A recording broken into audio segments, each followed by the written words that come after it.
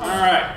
For those that are just now watching on video, we have just had the most amazing, life-changing time of community here, and you just missed out by not being here. All right. Now, other than that, we're going to ignore that, but that's for people that aren't able to make it today. So, what did we come up with? Go ahead and hit me with some of the words. Why don't you get this table over here? What you got? Give me everything you got. This ideal group would be fun, friendly, safe, and welcoming. You feel like the other people in that group cared about what you're going through. And it's a group that you feel like you can do life together with. All right, I got fun, friendly, safe, welcoming. What was the next word you used? Before life together with. You feel like the others in the group care about what you're going through. Care about me?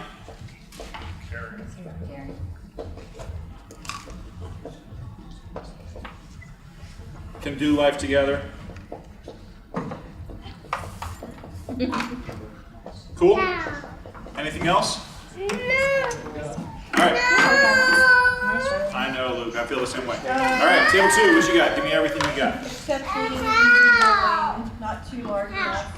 Hold on. Accepting. You got to go easy on me. Actually, it's really hard for me because once I get down here. So this is the problem with being tall. There's advantages, but there's also disadvantages. So, accepting. Easygoing. Easygoing. Making sure the group's not too large so that people can have their time to speak and share. Not too large. Yep. Maybe you could get 10 people or less. 10 fingers. 10 people. That's all we have. It just depends on your group. Yep. All right. Table, what you got? Confidentiality, fun, which is already up there. Open. Confidential. I'll tell you, I was living in Vegas when the "What Happens in Vegas Stays in Vegas" thing came out, that whole advertising campaign, and so people in Vegas, like those of us that were living in Vegas, loved that campaign just because we talked about it that way all the time. But when you live in Vegas, Setting group, stays in group. that's it. All right. So confidentiality. And then what else? You said fun. Fun, open, conversations flowing, connection, food and drinks, and Yes. friendship. Connection. Okay.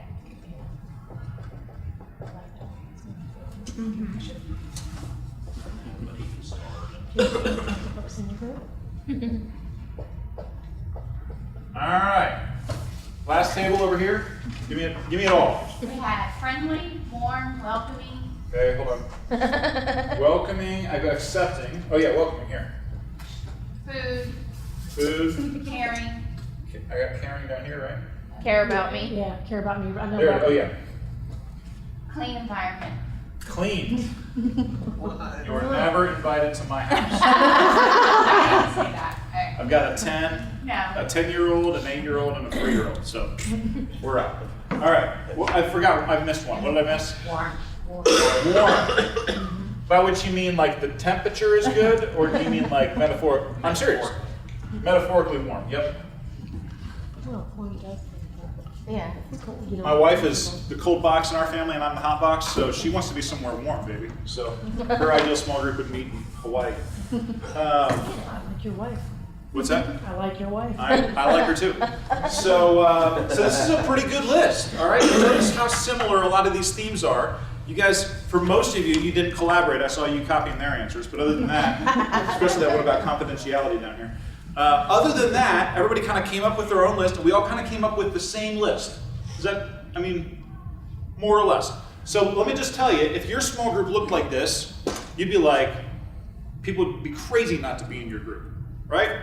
Man, we're fun, we're friendly, we're safe, we're welcoming, people that care about me, we do life together, we're accepting of each other, we're easygoing, we're not too big, we're confidential, we're open, we have good conversations, we've got good connections, there's food, hallelujah, we're friends, it's clean, and it's warm, metaphorically speaking. That's a pretty good list. Like if we were to build the whole training around how do we just get this thing right here, that would be pretty good, right? I'm for everything on this list. Let me tell you a couple more things that I'm for. All right, I'm just going to add them to the list.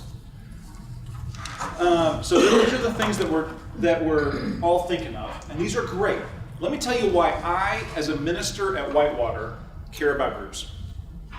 I want all these things to happen, all right?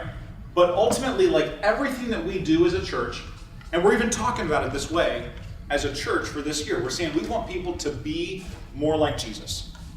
And one of the things that I believe real strongly, we'll get to this more in a little bit, is that everything that we do should make us more like Jesus. Or it could make us more like Jesus, right? Nothing's neutral. So the things that we do propel us to be closer to Jesus, or they distract us from him. Does that ring true for your own experience? You're not sure. Some of you are okay, some of you are not. So we'll just keep going. Trust me on this for now. So what I want is I want everybody in our church to be mature and complete and not lacking in anything and growing up to be like Jesus. Now the way that we do that is different in different environments. We do different things in different places, but one of the things that I'm firmly convinced of is that without community, it is almost impossible to grow to Christian maturity. All right, so if you're a blank filler-inner, let me just tell you up front, I am not a blank filler-inner person, but I know some people are. So this has lots of blanks. If you like blanks and feel like you're learning, if you got blanks to fill in, then fill them in. If not, I will not look down on you because I'm the guy that just sits there and just because I'm paying so close attention, I don't get around to filling in the blanks, all right? So whatever your learning style is, you do that thing, all right? So the ultimate goal, we want people to be more like Jesus, but the immediate goal is community. Community. I want people to be close. All right, and here's why. Let me just tell you, I am not a sociologist, but I did stay at a Holiday Inn Express last night. And so let me just tell you, in my opinion, the number one, you haven't seen this, we're talking commercials. Are you a nuclear physicist? No, I stayed at a Holiday Inn Express. Nobody? It's All right. just old, so it's not funny anymore. That's probably true. All right. So if I was a sociologist and I had to say, what's wrong with America? Like we could all come up with lists, right? Because it's been a rough few years. Feels like America's kind of struggling a little bit. And we all got reasons why we think that is. So the good Christian answer, which is not wrong, is everybody needs Jesus, right? Including us. I'm not saying those people need Jesus. I'm saying I need Jesus. We all need Jesus. It's the property of a sinful person. When you put a bunch of people with problems into a big group, then they get groups with big problems. So there's an aspect in which, man, everybody needs Jesus. But this is what I think. I think that our biggest issues as a country is that we have epic levels of isolation and disconnection. Epic levels of isolation and disconnection. I think that everything that's wrong in America pretty much goes back to this. So, not to be too on the nose here, but like the school shooting the last couple weeks, we've been dealing with this thing. It's awful, right? Everything about this is kid's a loner, right? I don't want to use this too much to push my own thing, but the pattern is really clear that high school shooters are all isolated and disconnected from their peers, right? We got this whole heroin epidemic going on in Cincinnati.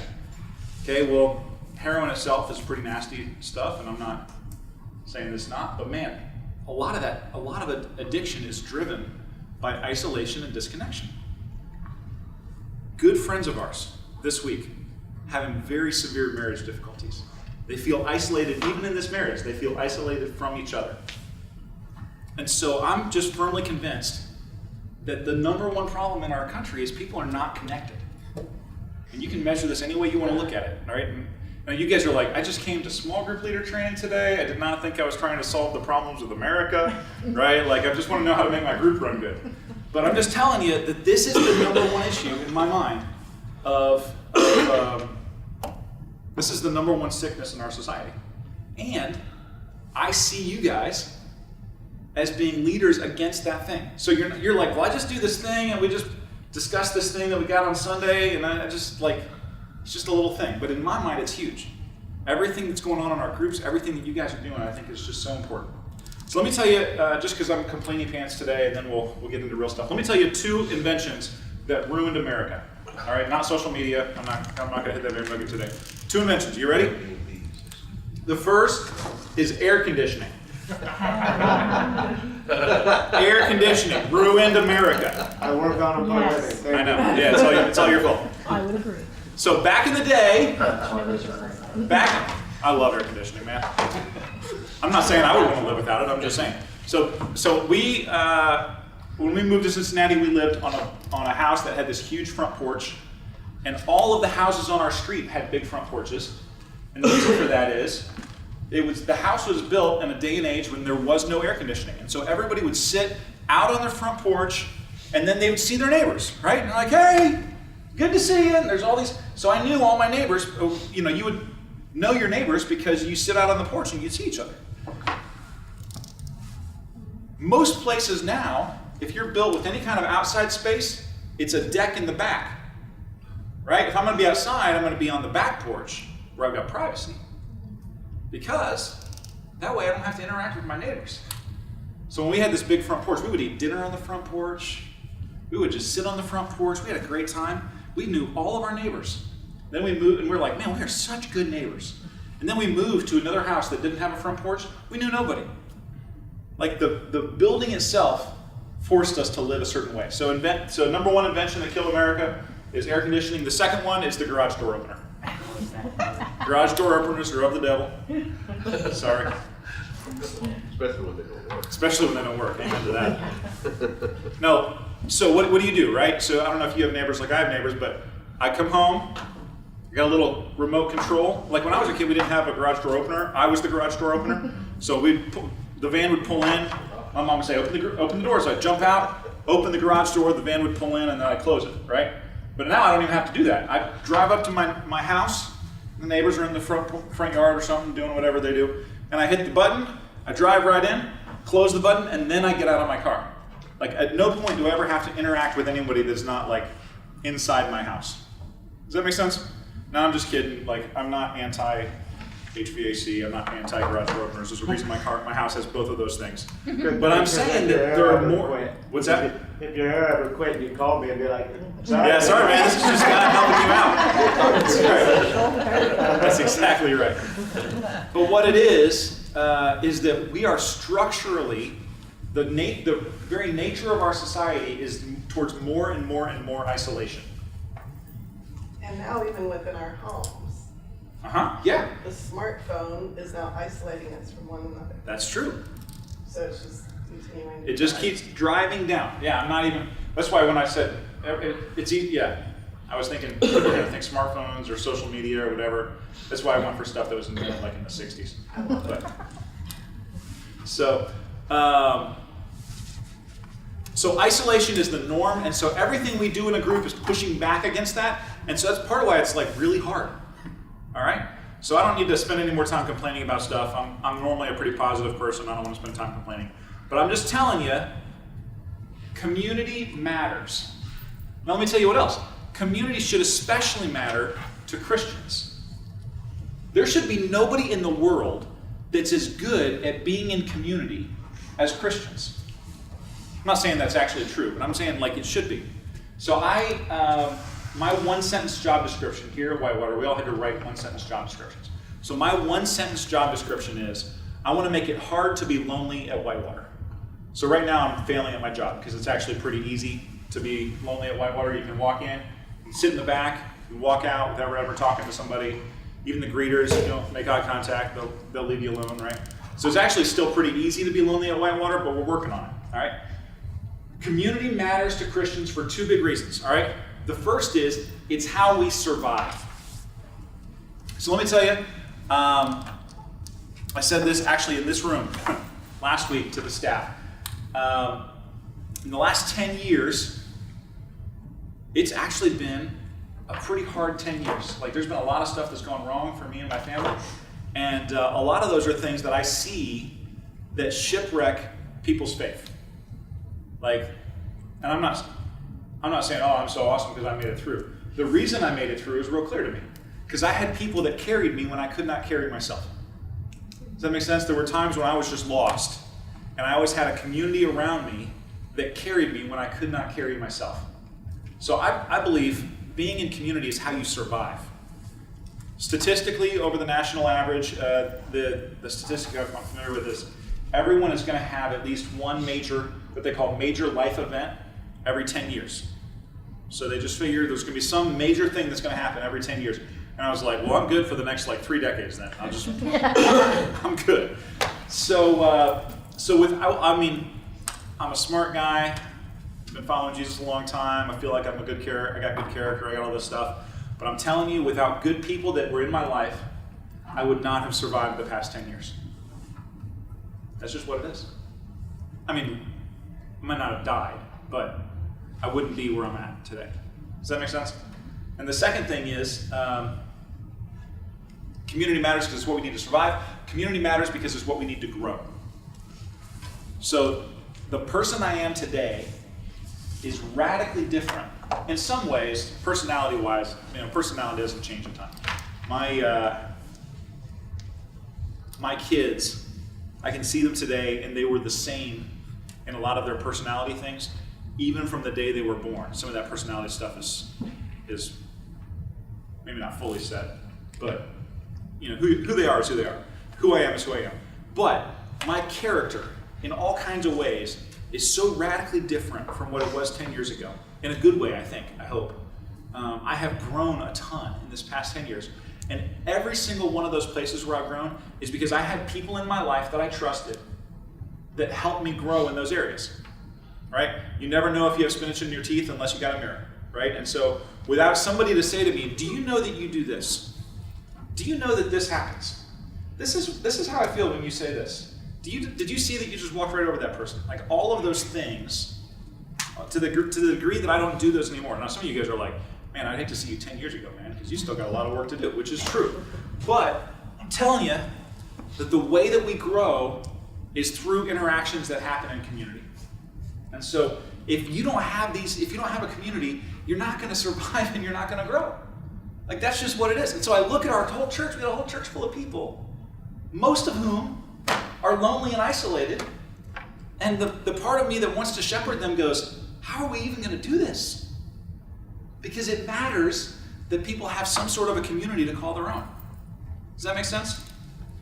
So we're going to talk about three, so at Whitewater we're using this phrase now, spiritual communities. I want people to be part of some sort of a spiritual community. Now, your community group, your small group is not the only way that it's not the only kind of spiritual community that exists, but it's one way. All right? So there's 3 rules that I have that make something a spiritual community. All right? So this really is not eraser, I guess. All right. 3 rules. Can you guys see on here? Let's try and rule number 1, have a leader and a purpose.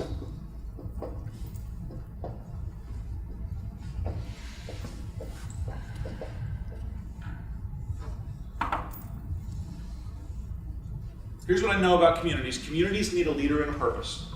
So I have groups that are like collections of friends, right? There's people that are just like, oh, we're just like a collection of friends. We don't really have a leader. We don't really like have a specific person that's driving things. Now, what's a leader really? Like when you think about being, let's just say small group leader. What's a small group leader do? Coordinates. Yep. What else? Takes on the responsibility of making sure all the pieces are there together. Takes on the responsibility of making sure all the pieces are there together. What else? What pieces? Make sure the environment's comfortable. Yeah. It's not hot, Yep. not cold. Warm, like on the previous, I almost said the previous page, but there's no page here. The food, We got food. Somebody's got to make sure the food's there, man. Right. That's what's important. air conditioning. Air conditioning, make sure the air conditioning. Communication, right? Somebody's got to say, this is what's going on. This is what's happening. Give it focus, for instance, if we're talking or whatever and we start going off. Not that ever happens. You kind of bring it back. That's the whole thing we're talking about next month. So next month in March, make sure you're here because we're going to be talking about good conversations, how do we have good conversations, how do we keep on track, all that stuff. Yep. Kind of lead by example. Lead by example. If you have new Christians in your group, Totally. they're gonna look to you to see, are you just talking it or are you actually living it? All that is 100% true. Everything we've said is true. But all of that is stuff that anybody in the group can do. Right? The leader's job is not necessarily to do all those things. It's just to make sure that they get done. Does that make sense? So in a good group, I show up to a really good group and it's not clear to me exactly who's leading because everybody's pitching in and doing different things. Right? Like you're doing the communication and you're bringing the food and you're handling the facilitating the meeting and you've got the environment taken care of. Like, everybody just has their own piece. That's awesome. I'm not saying, when you hear me talking about leadership, don't hear me saying you need to do all that stuff. It'll kill you, right? But somebody's got to own it. Somebody's got to say, these are my people. We're going to talk about this more on the next page. These are my people. I'm going to own it. I'm going to make sure this happens, all right? A leader and a purpose. You ever just get together and you're like, I don't even know why we're here. What do you want to do tonight? What do you want to talk about tonight? I don't know. See you next week, right? Without some sort of a purpose, your group will not last long, all right? Second thing is meet predictably. How many of you guys are meeting every week? Mostly weekly. Who's meeting every other week? Beth? All right. All the other every other group leaders didn't show up today. It shows their level of commitment, really. I'll edit that part out. I like weekly if your schedule allows it, because if you meet every other week and somebody misses once, then they haven't seen everybody for a month. So, but because, everybody's schedule, everybody's place in life is different, you do what you got to do. So if every other week is what you can do, then do that, all right? But I like weekly if you can make it work, all right? But predictably is the thing. What doesn't work is if people are saying every week, are we meeting this week? I don't remember. Is it this week or next week or whatever? Or, sometimes when the group is too small and it's like you don't have quite enough critical mass, you're like, are we going to meet this week? Because I think that couple's out and this is going on. Once you get into that thing, then it's not predictable, then you get into trouble. And the last thing is, and this is really the thing this is the thing that I'm focused on. I want to make sure everybody in the group is connected, cared for, and urged to grow.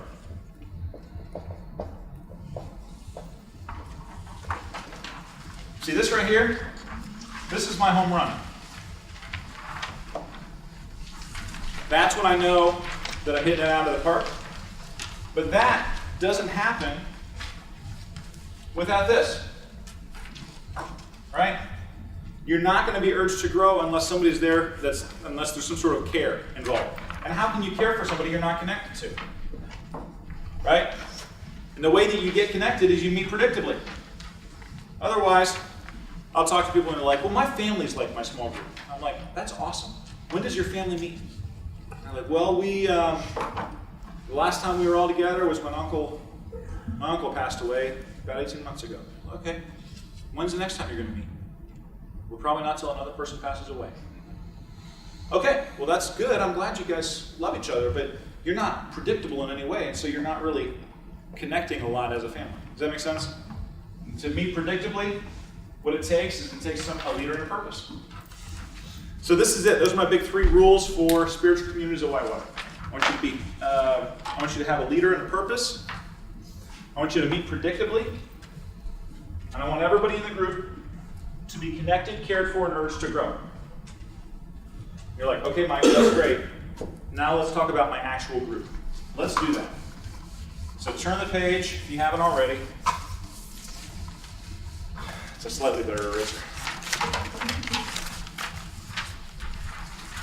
All right. Why do leaders matter? Because somebody's got to go first.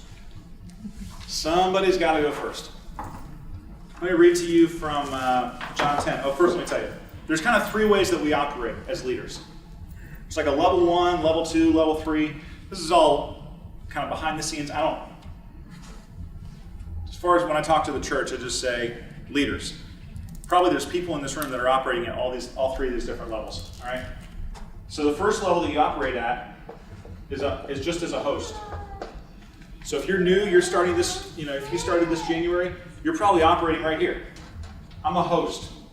What that means is I've got this house, or I've got this room at the church, and I put in the DVD, I push play, we open the books, we talk about it, and it's just like, that's all I'm just like doing this thing, right? I'm just a host, Hosting is so important. It's critical, all right? You can do this at Whitewater forever. If you say, you know what, I don't really want to be like the leader of these people, but I can make my space available, or I can open up a room here, or I can play a DVD, I can open a book. That's awesome. We will give you material. So we're doing this 10-week series right now. We'll give you another 10-week series after that. That'll take us through the end of the summer, and then you can do something over the summer if you want, or you can do something, come back in the fall, or whatever you want to do. You can do this forever. This is really valuable, and for a lot of you, this is where you're operating, and I love it. So thank you for that. But if you're like, well, where do I go from here? Like, what's my next step? The next thing that we grow into is to be a facilitator.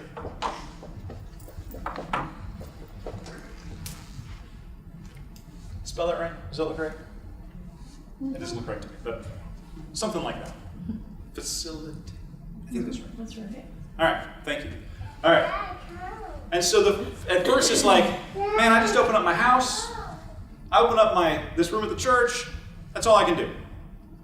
Awesome.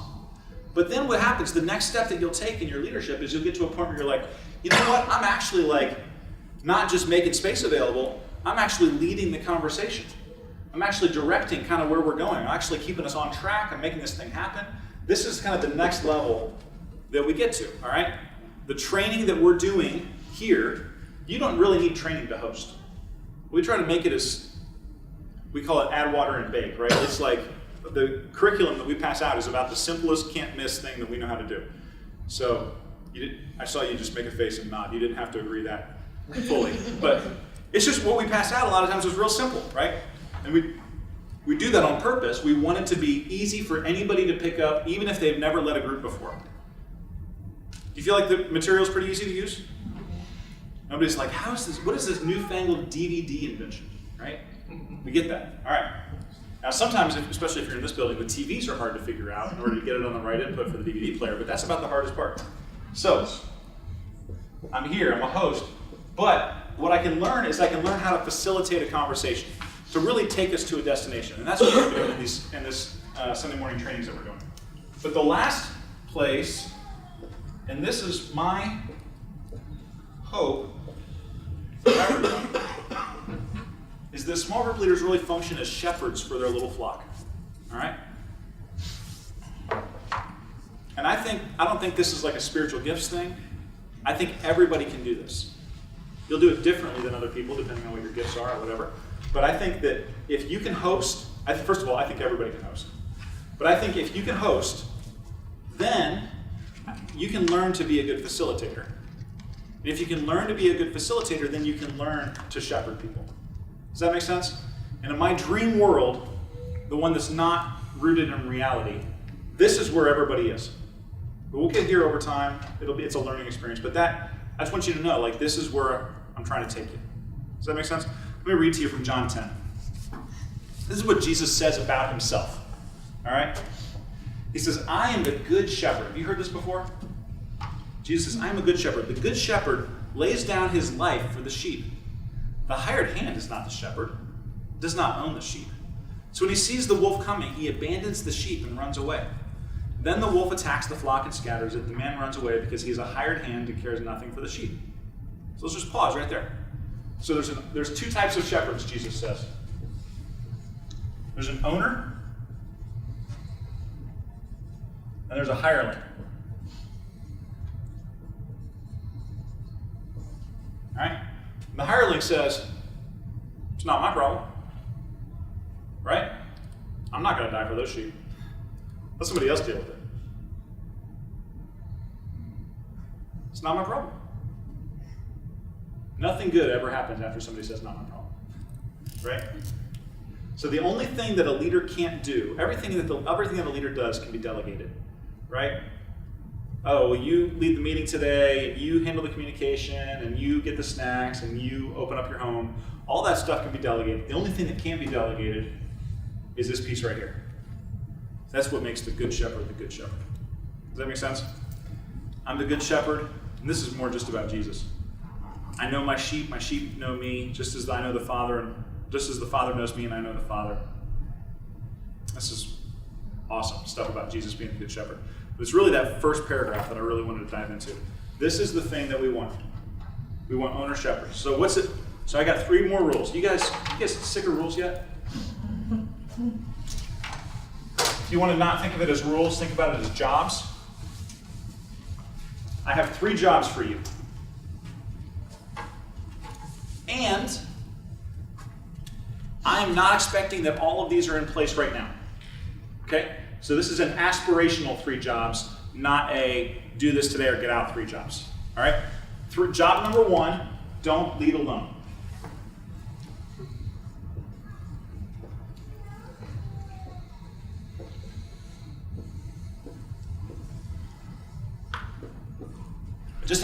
I just did all this talking about how bad loneliness is. You know who some of the loneliest people are?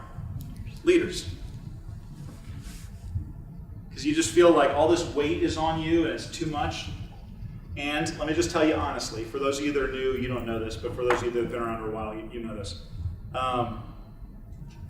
We have experienced a lot of growth in our groups over the past couple of years, which has been amazing.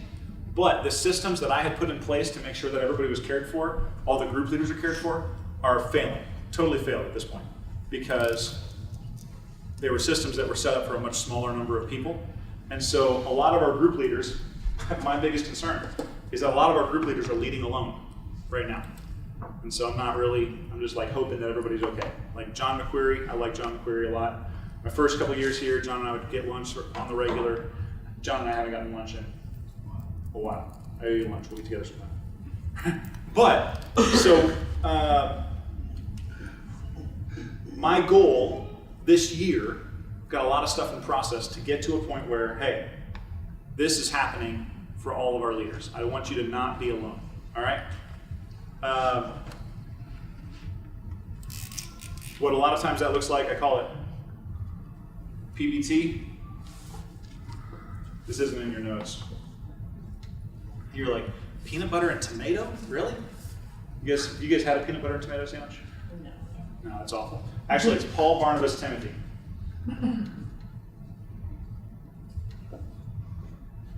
All right, everybody needs a Paul. You need somebody who's pouring into you. Everybody needs a Barnabas. You need some peers. Barnabas is the encourager, right? You need some people that are like you. Hopefully this is kind of a Barnabas type setting. And you need a Timothy. You need somebody that you're investing in. So somebody's investing in you. You've got lateral relationships that are supporting you, and then you're investing in somebody. So again, this is aspirational. We're going here. It's not done today. But we're getting there. Timothy is investing in someone or someone investing in you? Timothy is the person. So Paul is investing in you, and that's gender neutral, Paul. So women can be Paul and Timothy. Paula. But women can also be Paul. I mean, let's avoid the gender aspect of that for right now. I don't want to go there. So Paul is somebody who's investing in you. Timothy is somebody that you're investing in. Does that make sense? Mm-hmm. So the second thing is span of care. There's this great story in Exodus 11 or Exodus 18 where Moses is just really pissed off at God.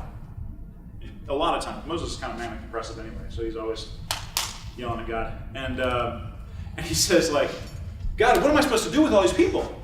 He says, did I give them birth? Like, why are they my problem? Right? Because everybody's just wearing Moses out. And his father-in-law comes in and he goes, Moses, what are you doing? And Moses is kind of bragging a little bit about how hard he has it. He's like, man, I do so much for God's people. I'm always working. From the moment I get up to the time I go to sleep, I'm working all the time. It's just work is all I do. And his father-in-law goes, Moses, you're an idiot. He says, literally, what you're doing is not good. And Moses is like, well, it's not my problem, man. All these people need, and he says, you need a span of care. You need to have, he says, set up trustworthy people to care for tens, 50s, hundreds, and thousands. So what he says is, you can only take care of so many people. The load is too heavy, he says. You can't take care. So people will be like, man, I've got 20 people in my small group. And I go, okay, awesome. You do not have the capacity to care for 20 people. You just don't. No matter how awesome you think you are, you don't. 10 is the max in terms of how many people I can care for. Now, you said earlier, 10 fingers. Like Jesus was the most amazing leader in the history of the world. He had 12 and one of those didn't work out, all right? So cut yourself off after 10. Now, that doesn't mean that you can't have more than 10 people in a group. It just means that you personally can't care for more than 10 people. And honestly, to be honest, I usually think it's like 6 to 8 is the max that a person can care for. Like everybody else's problems are too much for you. So if you've got 12 or 14 people in your group, I'm okay with that. But what you should have is you should have someone who's co-leading with you, and not just you both co-lead together, but you're like, I'm watching these people and you're watching these people. This person has a problem, who gives them a call? Does that make sense? Because even 10 is probably too much. Everybody's busy, everybody's got stuff going on. So you need a span of care. And the third thing is you have 2 agendas.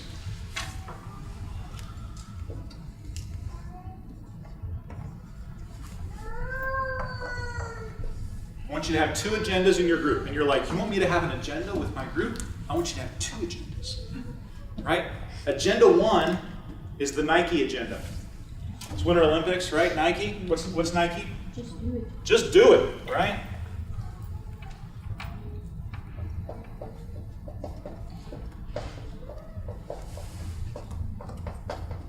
So whatever your group says it's going to do, you should do that thing. So if you say, we're going to do this like Jesus curriculum, then do that. If you say, well, I'm leading a care group and we're doing grief share, do that. If you say, well, my group's actually like, we all go bike riding and then we do a devotional together, well, do that. You say, well, I lead a group of people that all of us have, we all work at the landing together, or we all do work in Harbortown together, or we all do park cars together, or whatever it is. Great, do that. Whatever the thing is that you're doing, do it heartily as unto the Lord, right? But agenda 2 is water. No. HYDR. How you doing really? Because one of the things that nobody ever told me is that church people lie. They lie all the time. You see somebody walking in, you're like, how you doing? They go, doing good. You lie like a dog. Because they're not doing good. Every single person, if I walk down this hallway, I say, how you doing? Every single person says, I'm doing good. There's no way all of them are doing good. Does that make sense? I used to answer terrible to people. That's right. And it Just to shake them up. And people would go, well, that's great. People others, yep, you didn't hear me. And that's just filter. I already filtered it out. They listen to respond, not understand. That's right. Well, and the reality is, just to be real, if I've had a really crappy day, the place that I need to talk to somebody about that might not be the middle of the hallway at church. All right, you know what I'm saying? So I'm not mad at people. It doesn't bother me when people say, how you doing? And they say, fine. There. In a hallway, that's okay. One of the first groups I led as an adult. We were 6 months into the group. One of the couples kind of their attendance had started getting worse and worse, and they stopped coming. And after a few weeks, I called them. I was like, hey, just haven't seen you in a while. Just checking to make sure you're okay. What's up? And they're like, well, we're getting a divorce, so we haven't been coming to the couples group. I was like, you what?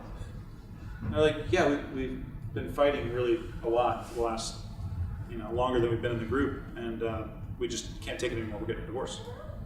I was like, how did I not know that? Right? Because every time they came to group, how you guys doing? Oh, we're doing good. All right, let's do our study. We do our study. Right? At no point did I ever, and part of it was on them, right? They were keeping it secret, but a lot of it was on me. Like at no point did I ever say to them, not to just them, but the group as a whole, like, how you doing really? How you doing? Fine. How you doing really? Oh, really? Really, I'm not fine at all. Really, I got this stuff going on in my life, and I don't know what to do with it. If your group is just another place for people to lie, then they don't need your group. So they can lie to everybody on their, without ever coming. Does that make sense? All right. I need So- you to, I'm sorry, I need you to talk more about the size of the group, because I don't want to turn people away. Sure. And I don't think we have anybody in our group that would really want to branch off and start Yeah. another group, and since our group is specifically for singles. Totally. I'm not going to do that right now because we're going to talk about it more specifically next time. So you and I, let's talk about that after. Is that okay? Because I'm running a little bit long. Part of it is I talk too much, and part of it is you guys talk too much because we had our initial 5 to 10 minute sharing time went 20 minutes. So let me finish this off. I'm going to give you one tool. This is a tool for you to use, and then I'll kick you out. All right, you can go get your drinks in the landing. So I'm a big believer in tools. So the longer you're around me, the more tools I'm going to give you. This one is really complicated. It's really complicated, so you got to pay attention. All right. Here we go. You ready? Try and stay with me here. It goes like this. Okay. Do I need to do that again? Square. That's it. All right. What's that? That's somebody from Xavier. That's it. Oh. It just worked there, I didn't go there. All right. Obviously. I went to my outline. I went to CCU, so that's even worse. All right. So, all right. Let me tell you this. There's 3 types of sermons that you'll hear here on a Sunday morning, right? Some of your sermons are school. Some are hospital. Some are army. Right? So sometimes, what's the goal on Sunday morning? Man, I want you to know this thing. It's a knowledge-based thing. This series that we're doing right now, Think Like Jesus, is kind of a school-type series. All right? So for some of you, you're like, yeah, I love this. This is my favorite. For the others, you're like, I'm just going to skip the next 4 weeks until we're done with this series. All right? School. Some of it is hospital. So we do a series like Detox last year. We've got a couple coming this year that are just about like health, right? Then all of a sudden, out of the woodwork comes all kinds of stuff comes up where people are like, man, I got issues, right? You got them too. Oh wait, that's a song. So school, hospital, and sometimes like we're gonna be doing this Serve Like Jesus, this Solve 7 series this summer. It's gonna be I'm really excited about it. It's an army, baby. So sometimes the church is like a school, sometimes the church is like a hospital, sometimes the church is like an army. Does that make sense? And groups are the same way. Sometimes your group is like, some groups are like school type groups. Like they learn a thing. And sometimes groups are like hospital type groups, right? Most of what's going on over in the Life Center, some of it is school, but a lot of it's hospital. But then army is like, we're gonna go do a thing. Make sense? Well, this all follows, and I could talk about this for a long time, but we're out of time, so I'm not gonna talk about it much. This all follows from Jesus himself, right? Jesus lived the 3-dimensional life. He was up. He had a vertical relationship with his Father. You can look. He had an in relationship where he was gathering his disciples to him. And he had an out relationship where he was ministering to the people everywhere he went. All right? So Jesus was up, he was in, and he was out. Ideally, our groups would be doing all 3 of these things. Now, it's really easy to get just stuck in one of these things. And mostly what we do is we're in 2 of these things. But ideally, we'd be doing all 3. So what's a group that's stuck in up, that does nothing but up? What's that group look like? Puts in the DVD and follows the lesson. That's it. We're learning, or even if it's not a DVD, right? We're going to do this Bible study, right? We'll talk about this more next time we get together, but the first time I ever led a group of my own, using my own material, we did a Bible study of 1 Corinthians. And it's just amazing to me that anybody still has a relationship with Jesus that was in that thing. Because we didn't do any of this. We didn't do any of this. Nobody knew what each other's names were, man, but we did 1 Corinthians. Like, we were into 1 Corinthians. Does that make sense? We've all been in Bible studies where it's like, now who are the people we did this with? I don't know. We learned about the Bible thing, right? So there's up. What's a group that's all in? but no up and no out. It's just social. Just social, right? You gotta have social. If your group isn't social, you fail, right? But if you're like, it's like, hey, how'd the study go? Oh, we never really get around to the study. We're always just chatting. Like, okay, I get it. You're all in. And a group that's all out. What's a group that's all out? So most of our groups, let me just say, most of our, like, if you're in here, our community type groups, we tend to live in this space, right? We tend to be there. But an out type group would be like a group that serves together, right? So a lot of the Sunday morning groups are all out. No in, no up, all out. Does that make sense? Ideally, all of our groups would have some of all three of these things. I'm not saying it's 33, 33, 33, but I'm saying all of our groups ideally would have some up, some in, and some out. So here's the thing I'm going to tell you, and then we're going to run out of time. So I give you permission. Let me ask this. How many people are like completionists? Like you have to ask all the questions. No? Some of you are like, I don't even look at that stuff. All right. I give you permission to skip a week of group, or 2, or 3, if it means that you're going to do some of these other things and not just do this all the time. Does that make sense? So there's a group of ladies here at the church. Last week for Valentine's Day, they all went out and ate dinner together. So what they did is they said, hey, this week we're going to put this on hold and we're going to do this piece right here. That's awesome. They were like all apologizing to me for it, and I was like, no, do it. That's great. If your group needs to sometimes get together and go party, go party. If your group's going to sometimes, hey, you know what? At some point this spring we're going to get together and do some sort of a serving project. Awesome. I'm going to give you curriculum for every week so that any given week you can have a discussion about the sermon. But don't feel like my goal in life is to get you through the curriculum. Does that make sense? What I want you to be thinking, how is my group growing up? How are we growing in? And how are we growing out? You with me? All right, we're out of time. So thank you guys for being here. As planned, we got a whole other page on like group discussion that I'll have to change how we do that for next week. I talk too much, and I apologize for that. Can I pray for you guys? I want to ask, was this helpful? But I'm not going to ask because you'll feel like pressure to say yes. So I'm going to email you guys this week, and you can tell me, hey, was this helpful or not? We've got some other topics we're going to do over the next 3 months. So I will pray for us, and then we will break. So, Heavenly Father, you are so good. And you tell us that wherever 2 or more are gathered, you're there in the midst. So we pray, Father, that you would be in our midst today, but especially that you'd be in the midst of us in our group this week. Father, we thank you for all that you do. Thank you for the opportunity to serve you. In your name we pray. Amen.